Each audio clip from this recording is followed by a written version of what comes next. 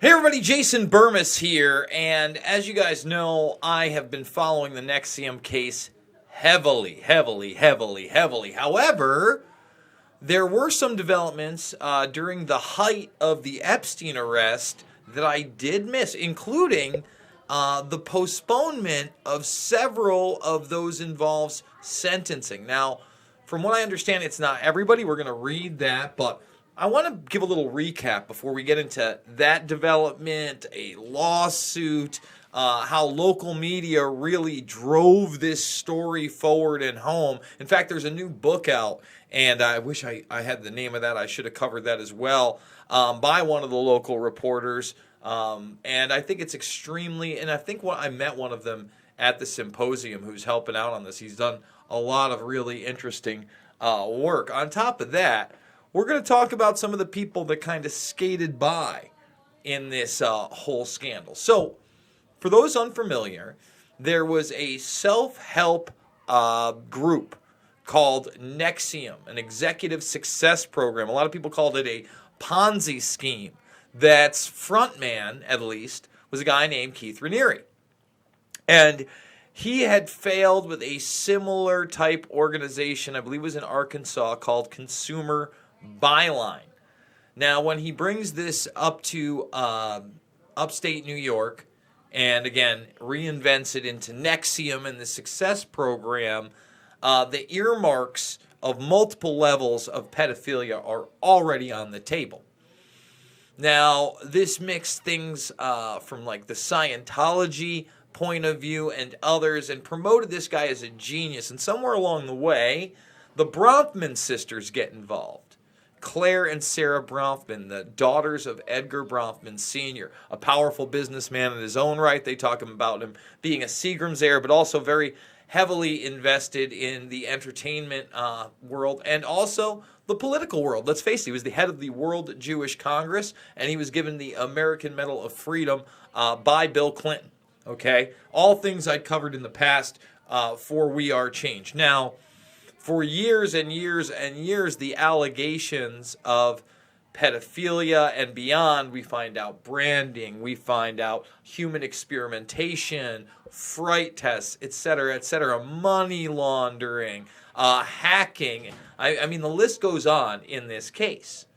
And this is not just a case that involved one place. It wasn't just out of upstate New York in Clifton Park. In fact, they were actually also involved in another thing called the Rainbow Cultural Garden, which was a nursery school that had locations around the globe, also involving Florida, out on the West Coast, in Europe, you name it. And it was connected to Carlos Salinas' son, Carlos Salinas being one of the ex-presidents of Mexico. A man who, when we get into him, we're talking about cartel-level crime families. You see, it's just more open and outward in those areas for us to see, because we know how corrupt second and third world South American nations can be, right? You know, North America, I guess, on the Mexico route. But you know what I mean? As you get down there, it's cartel run. We all know that. But then you look at our own Central Intelligence Agency and the partnerships they make and the drugs that they run up and things like the Iran-Contra scandal. So, like I said, we're also going to be getting into Salinas. So, what are the current state of affairs in this case? Because remember, Claire Bronfman worked out a sweetheart deal where she was given 22 to 72 months, okay? Or it might be 24 to 72 months, but it could be 22 to 72 months. And if she gets more than 27, she can appeal that. Now, that sentencing hasn't gone on. I'm not sure if she's one of the ones that's getting this delayed, because this was supposed to go on a week from today. September 9th is when we were supposed to actually hear what kind of sentences they were going to get. Claire Bronfman being the only one that was kind of open and paying $6 million in restitution. Now, she put aside $14+ million for the legal defense of others. So let's get right into it. Let's just read this. This is from the Times Union. The reason we're reading the Times Union, and we're going to get into it, this is the local media that really helped drive this story home. The Metro was another one in Albany, but you better believe that this was something that, again, wouldn't be out there if there wasn't real journalists trying to pursue this type of darkness. The sentencing dates for NXIVM leader Keith Raniere and 2 of his former top slaves has been pushed back. So again, it's only 3 people, all right? Allison Mack being one of them, by the way. So Raniere, Allison Mack, and it appears Lauren Salzman, 43, who was a high-ranking member of this organization. So not Nancy Salzman, her mother. So those 3 are being pushed back. We're not sure what the sentencing there is going to be. Does that mean we get Claire Bronfman's? It's very odd they did this in, and it says September 11th here. I thought I could have swore. Oh, okay. So there was a September 9th. Here's an 11th, and here's a September 25th date. So once again, we don't know when the 3 of them will be sentenced now. And it is suspect it's just those 3, as Nancy Salzman's not named there. And there are other co-conspirators that have been found guilty. Obviously, the plea deal with Claire Bronfman being one of them. So Pointer is pointing out what I'm saying, that without, Albany, New York's coverage of this, without the Times Union, without the Metro and others, we would never have this story. And props to those people. I met some of those people that are reluctant to talk to me on camera or come on the show, which is unfortunate. I don't think I'm that scary. I think I'm asking the right questions. But this really points out that this, Chet Harden is somebody who I did meet. I'm going to reach out to Chet Harden and see if maybe Chet Harden will come on. He seemed nice in person. Seemed to have a nice little conversation there. Maybe you guys can reach out to him on Twitter as well and tell him to come on the show. The Metroland, right there. They did an amazing amount of work so that, other people, New York Magazine, Vanity Fair, the New York Post, jumped on the bandwagon.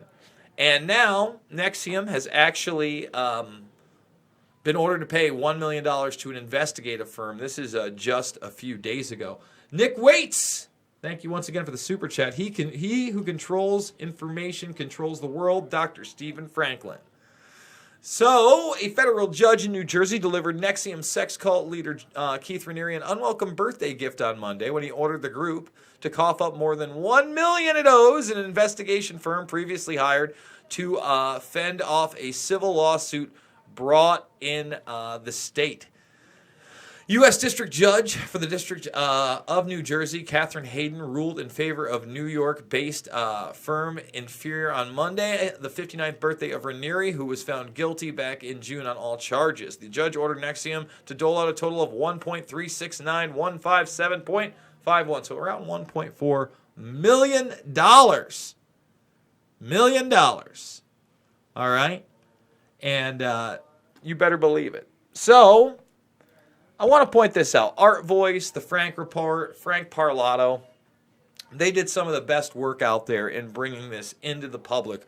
Talk about not only just,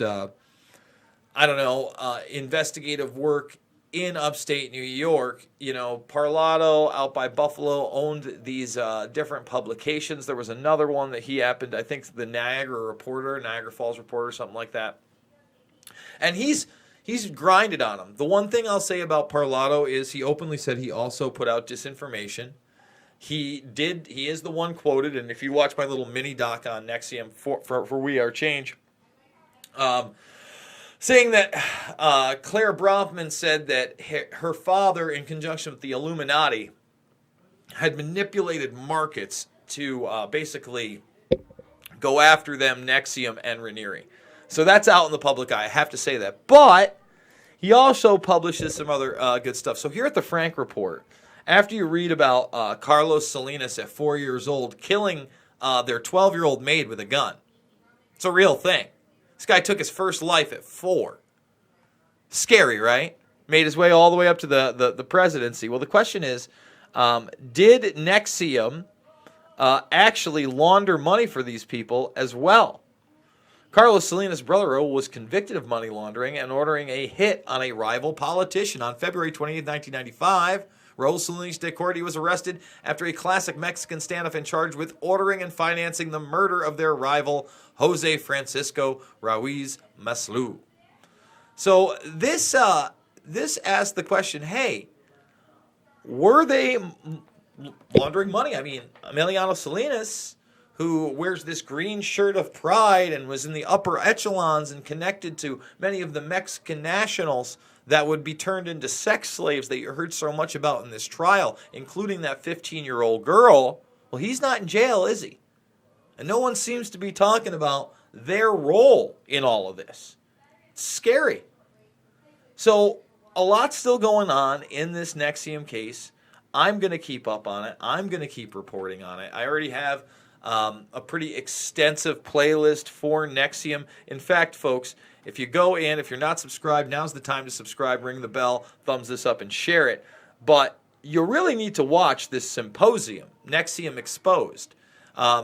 It'll give you some insight for people that were on the inside. It has, a little under 8,000 views, but really it should have more with the importance of that information. And kudos to the Times-Union Center for not only putting that out there, but allowing a guy like me to film it and put it out there for everybody else, not just the mainstream media. So thank you very much. But as you can see, I was all over this NXIVM case. I was all over the Epstein case long before his arrest, Dershowitz, you name it. We're trying to do real journalism here that goes beyond the left-right paradigm. That's why I've done films like Loose Change, Fabled Enemies, Invisible Empire, New World Order Defined, and Shade the Motion Picture, all of which are free on my channel. And go to the playlist and watch them. And because I give everything away for free, and I do this 3, 4, 5, sometimes 6, 7 times a day, I'm supported by you guys. Someone just gave me $25 a little over an hour ago. Thank you very much. It keeps me going, and that's how we're doing it, with your help. And with that being said, I'm going to continue to kick out the jams today with a walk and talk and beyond, and I will see you on the flip. Thank you so much.